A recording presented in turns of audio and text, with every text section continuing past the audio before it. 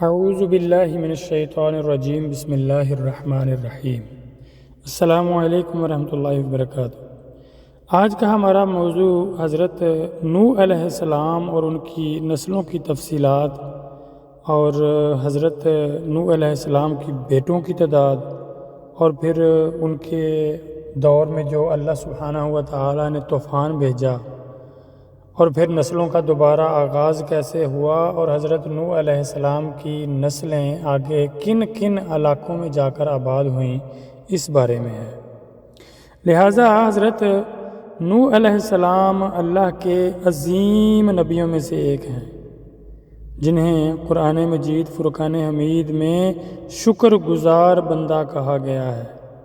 اللہ سبحانہ تعالیٰ فرماتے ہیں، یعنی اے اس کی نسل کے لوگوں جو ہم نے نوح کے ساتھ کشتی میں سوار کیے، وہ بڑا شکر گزار بندہ تھا۔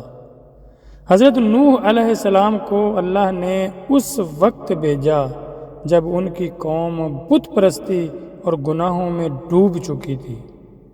قرآن مجید فرقان حمید کے مطابق انہوں نے 950 سال تک اپنی قوم کو اللہ کی طرف بلایا، لیکن اکثر لوگوں نے ان کا مذاق اڑایا۔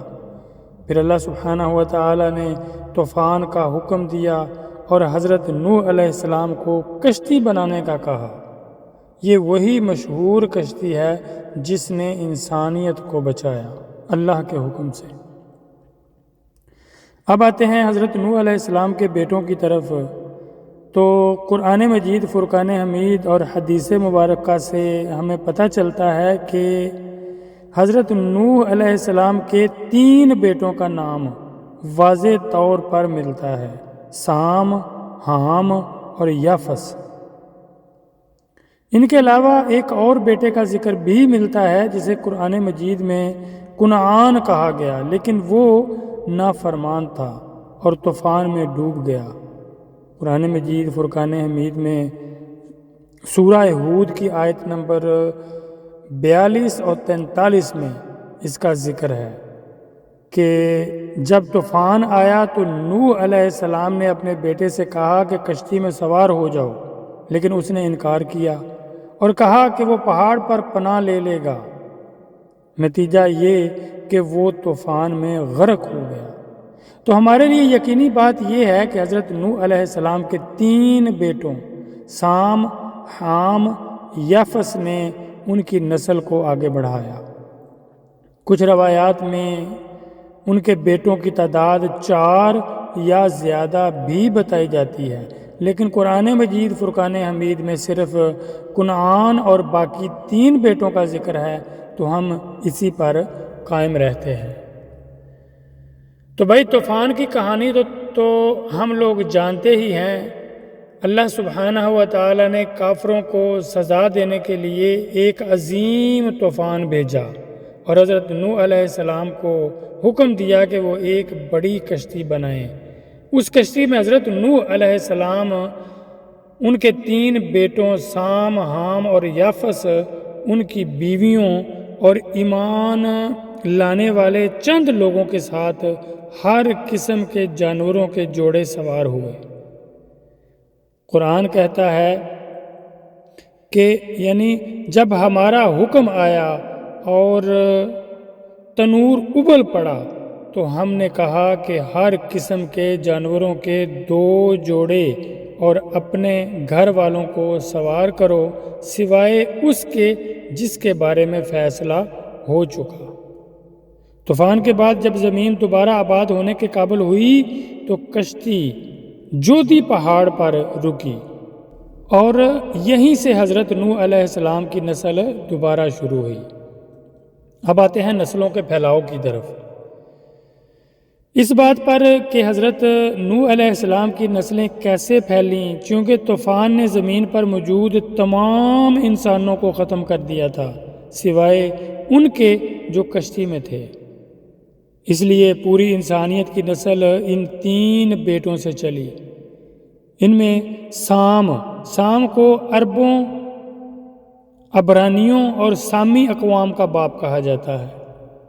ان کی اولاد میں بنی اسرائیل حضرت یعقوب علیہ السلام کی نسل، عرب حضرت اسماعیل علیہ السلام کی نسل اور دیگر سامی قومیں شامل ہیں۔ روایات کے مطابق سام کی نسل زیادہ تر مشرق وسطیٰ یعنی عرب، شام، فلسطین اور عراق کے علاقوں میں پھیلی۔ اب جو حضرت نوح علیہ السلام کے دوسرے بیٹے حام تھے، حام کی نسل کو افریقہ اور جنوبی علاقوں سے جوڑا جاتا ہے۔ ان کی اولاد میں مصری، سوڈانی اور دیگر افریقی اقوام شامل ہیں۔ کچھ روایات کہتی ہیں کہ حام کی نسل کنعان، فلسطین کے علاقے اور شمالی افریقہ تک پھیلی، اور حضرت نوح علیہ السلام کے تیسرے بیٹے یافس کی نسل کو یورپ، ایشیا اور شمالی خطوں میں منسوب کیا جاتا ہے۔ ان کی اولاد میں ترک، چینی، منگول اور یورپی اقوام شامل ہیں۔ روایات کے مطابق ان کی نسل مشرقی ایشیا، وسطی ایشیا اور یورپ کے کچھ حصوں تک پھیلی۔ یہ تقسیم کچھ اسلامی تاریخ کی کتابوں جیسے کہ البدایہ والنہایہ اور تفسیر ابن کثیر میں ملتی ہے، لیکن قرآن مجید فرقان حمید اس کی تفصیلات نہیں دیتا۔ اس لیے ہم کہتے ہیں کہ یہ روایات ہیں اور درست علم تو صرف اللہ کے پاس ہے۔ اب آتے ہیں نسلوں کے علاقوں میں پھیلاؤ کی طرف۔ اب سوال یہ ہے کہ یہ نسلیں کس کس علاقے میں گئیں؟ تو بھائی قرآن مجید فرقان حمید اور حدیث میں اس کی واضح تفصیلات نہیں ہیں، لیکن تاریخی روایات سے کچھ اندازہ ہوتا ہے۔ سام کی نسل یہ عرب، شام، فلسطین اور عراق کے علاقوں میں رہی۔ مثال کے طور پر حضرت ابراہیم علیہ السلام جو سام کی نسل تھے مکہ اور فلسطین میں رہے۔ ان کی اولاد سے عرب اور بنی اسرائیل پیدا ہوئے۔ حام کی نسل یہ زیادہ تر افریقہ کے علاقوں جیسے مصر، سوڈان اور ایتھوپیا میں پھیلی۔ کچھ روایات کہتی ہیں کہ کنعان کے علاقے موجودہ فلسطین اور لبنان میں بھی حام کی اولاد رہی۔ اب آتے ہیں یافس کی نسل کی طرف۔ یہ وسطی ایشیا، چین، ترکی اور یورپ کے کچھ حصوں تک گئی۔ کچھ روایات میں یہ ہے کہ یافس کی نسل سرد علاقوں کی طرف بڑھی۔ یہ سب تاریخی روایات ہیں، اور چونکہ قرآن مجید فرقان حمید یا صحیح حدیث میں ان علاقوں کی واضح تفصیل نہیں تو ہم اسے حتمی نہیں کہہ سکتے، لیکن یہ سمجھ لو کہ اللہ سبحانہ و تعالیٰ نے انسانوں کو زمین پر پھیلنے کا حکم دیا تھا، جیسا کہ سورۃ البقرہ کی آیت نمبر 36 میں ہے،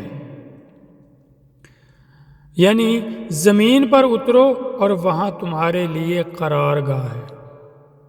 اب اس کہانی سے سبق جو ملتا ہے وہ یہ کہ حضرت نوح علیہ السلام کی نسلوں سے ہمیں یہ سبق ملتا ہے کہ اللہ کی اطاعت اور اس کے احکامات پر عمل کرنا ہی کامیابی ہے۔ کنعان نافرمان تھا تو وہ تباہ ہو گیا، لیکن سام، حام اور یافس نے اپنے والد کی بات مانی اور ان سے پوری دنیا کی نسلیں چلیں۔ آج ہم جو بھی قوم یا نسل سے ہیں، ہم سب حضرت نوح علیہ السلام کی اولاد میں سے ہیں، اور اس سے بڑھ کر ہم سب حضرت آدم علیہ السلام کی اولاد ہیں۔ تو قرآن مجید فرقان حمید میں اللہ سبحانہ و تعالیٰ فرماتا ہے، یعنی سب انسان ایک مرد اور عورت سے بنے ہیں۔ تو ہمارے لیے سبق یہ ہے کہ اللہ پر ایمان، صبر اور نیکی کی راہ ہمیں کامیاب کرتی ہے۔ اللہ سبحانہ و تعالی ہمیں عمل کرنے کی توفیق عطا فرمائے اور راہ ہدایت پر چلنے کی توفیق عطا فرمائے، اور ایمان پر قائم اور ایمان پر موت نصیب فرمائے۔ آمین ثم آمین۔ السلام علیکم ورحمۃ اللہ وبرکاتہ۔